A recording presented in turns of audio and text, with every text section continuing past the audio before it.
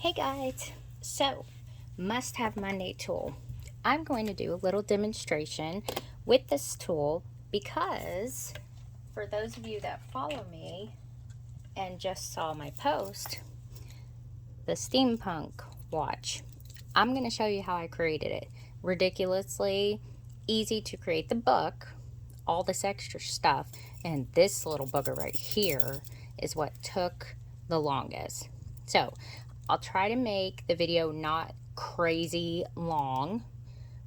If it is, I may have to do it in 2 parts. Okay, so this, I didn't use a template or anything like that. I've had a lot of questions.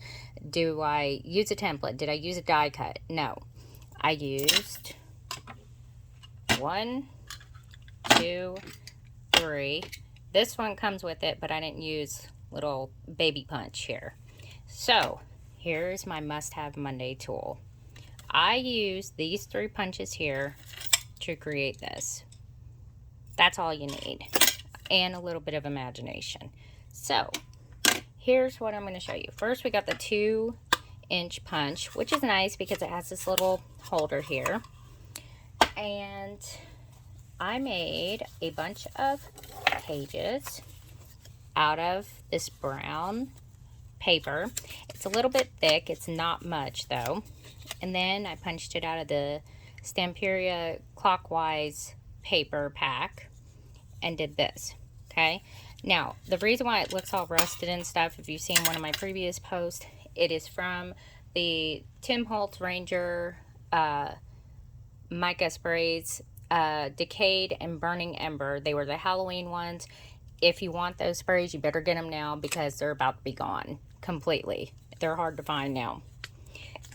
And I just sprayed those on there so you could see my previous post of how I decorated each page.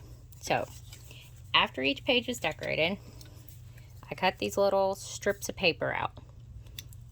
Okay, folded it in half like this, and then all you do is take, I usually use one of these little doodads, just use the double tape.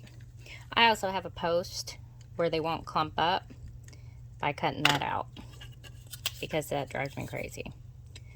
So do this, then do the whole thing. I'm doing this kind of quick because I hate flipping life story videos where everybody's like telling you the life story of why they do this craft. I can't stand that. That's one side of the page. Okay, then you just repeat it over here like that. So it looks like a little mini brawl, coconut brawl, when it's done. Get a bunch of those, right? And then once you know, have all your pages together and everything, I'm going to show you from this because this will make it easier to understand. Let me show one then.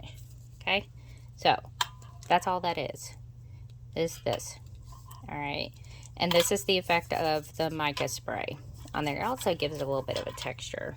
Then all I did, hand sewed the signatures, just 1, 2 holes, attached it like that. Each of the pages is a signature, and then attached it. The cover was a bit more complicated, but all it is, and see, you can see right there, I just did the 2 circles and I put a good thick piece of paper, a couple of sheets, layered it up, adhered it to there, and then I have this chipboard. This is actual chipboard that I cut out so the cover would be real thick. And as you can see, paper holds up just fine. You ain't got to get fancy with it. All right, I mean, nobody's gonna be tossing this like a football across anywhere. And all of my books are created almost exactly the same way. I don't know if my process is correct or not, but this is how I do it. Now, for this punch and this punch, I actually did use both of these punches right here. The circle, that's this size right here, 1.5. There's actually one in there. All I did was I cut this in half. Oh, I did actually use this one. Now I remember. Okay, so let me go cut this in half and I'll show you. Okay, all I did was cut these in half, and then I totally forgot I did use this one. I usually open it like this. I put it in here. I am really bad about, I hate measuring stuff, and I always eyeball everything. Oop, not enough. So, there you go. So, that is how I made the pockets. Then you just put glue right here. That's it.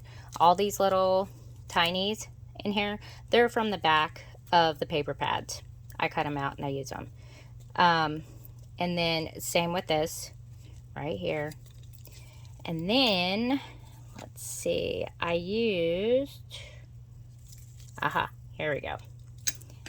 Then here, this one I also use to make the eyelet closures on my other books, such as that. This is the circle that I use for that. But in this book, this is what I did with this one. All it is 4 circles cut out, and then you overlay them. You have to glue them a certain way, and then it makes this little itty bitty envelope, which I'll probably have to have tweezers to get out the paper right there.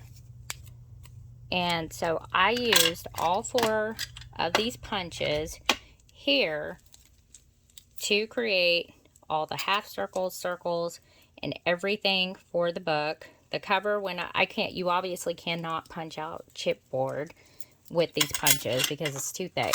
So you just sit there and you punch out a scrap piece circle like this and trace it on chipboard. You want your cover to be a little bit bigger anyway, and cut it out by hand. And that was it. So here is my must-have Monday tool. If you don't have a set of these punches, I highly suggest that you get a set of these punches because they come in handy for a lot of things that I do. They're used quite often. And I have the link in my bio. Go to the link in my bio, Journal Supplies, and they're saved on my Amazon list under Must Have Monday Tools.